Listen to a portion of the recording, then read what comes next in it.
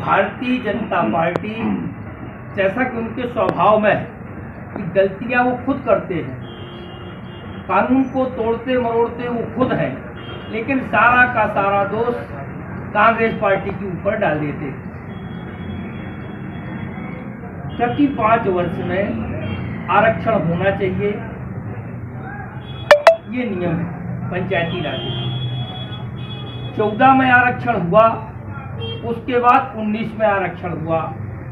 वही सरकार जो निर्वाचित थी, कांग्रेस की सरकार थी, सिर्फ इतना दोष था, इसलिए 19 का आरक्षण इनने नहीं माना। मैं आपको बतलाना चाहता हूं कि जो ये आरक्षण हुआ था, उसके पूर्व मध्य प्रदेश शासन ने एक ऑर्डिनेंस जारी किया और उस ऑर्डिनेंस के माध्यम से एक कानून बनाया और उस कानून में ये प्रावधान किया गया कि जो 2014 का आरक्षण है उसको लागू कर दिया जाएगा।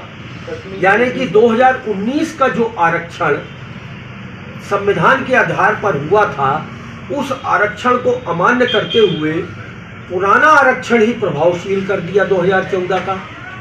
और साथ में जो परिसीमन 2019 में हुआ था, नई पंचायतों का गठन हुआ, नए वार्डों का गठन हुआ, उसको समाप्त कर दिया कि पुराना परिसीमन ही लागू होगा। ये जो ऑर्डिनेंस जारी करके कानून बनाया गया था, ये कानून विधि सम्मत नहीं था।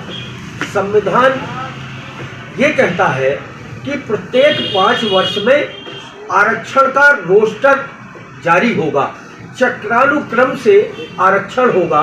ये संविधान की पूर्व से ही व्यवस्था है और इस संविधान के प्रावधान के विपरीत मध्य प्रदेश शासन ने एक नया कानून बना दिया मध्य प्रदेश पंचायत राज अधिनियम में कि इस रोस्टर को हम नहीं मानते, रोस्टर समाप्त कर दिया और परिसीमन समाप्त कर दिया।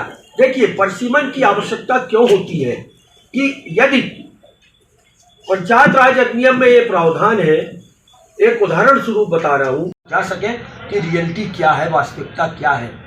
कांग्रेस चाहती है कि अन्य पिछड़ा वर्ग को 27% का जो प्रावधानिक आरक्षण था उसका लाभ मिले और उसी आधार पर चुनाव हो।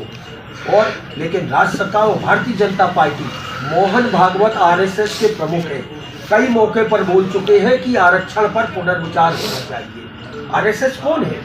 भारतीय जनता पार्टी तो उनका राजनीतिक संगठन है आरएसएस का, और वो चाहते हैं कि आरक्षण समाप्त हो जाए, जबकि आरक्षण देने का काम चाहे ओबीसी को हो, एससी को हो, एसटी को हो, महिलाओं को आरक्षण देने का काम कांग्रेस पार्टी ने ही किया है।